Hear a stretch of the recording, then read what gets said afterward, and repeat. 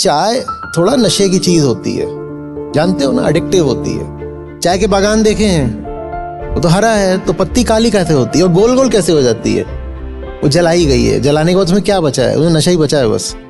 तो आपको चाय पीनी है, नशा आपको उस चाय की पत्ती का है, तो आप चाय पियोगे। लेकिन आपने जिद बना ली है कि मैं पत्ती तभी लूंगा भीतर जब उसमें दूध डला होगा। अब आपको वो नशा चाहिए, उस नशे के कारण फिर आपको दूध चाहिए और मारी जा रही है बेचारी भैंस इसमें। कभी आप देखिएगा भैंस को जब खींच के ले जा रहे होते हैं काटने के लिए, उसकी आंखें फट के इतनी बड़ी हो जाती हैं दहशत में। उसे सब पता है, उसे पता है। और अगर उसका कोई बच्चा वगैरह पास में है तब तो देखिए उस बच्चे की हालत देखिए। बच्चा तो खैर होता ही नहीं है, बच्ची हो सकती है। भैंस का बच्चा है तो वो पहले ही काट दिया जाता है।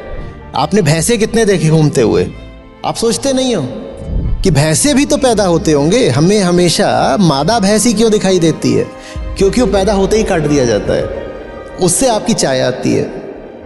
आपको चाय पीनी हुई है साहब तो उसमें डाल लो, या तो यही शुरू कर दो जैसे अब ये है। मैं अभी ये जो पी रहा हूँ ये चाय ही है, ये देखो, ये काले रंग की नहीं है, बढ़िया है, ये ताजगी देती है, गला ठीक रखती है, बढ़िया है मेरे लिए।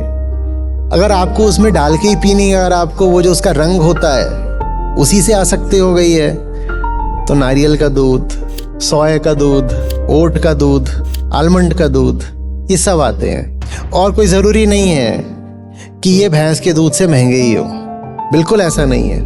भी मुझे नहीं बिल्कुल समझ में आता कि जीने के लिए किसी की ज़िंदगी लेना क्यों ज़रूरी है। मेरी ज़िंदगी, वो उसकी ज़िंदगी, मुझे जीना है मेरी ज़िंदगी, मैं अपने जीने के लिए उसको कैसे मार सकता हूँ? ये तर्क क्या है?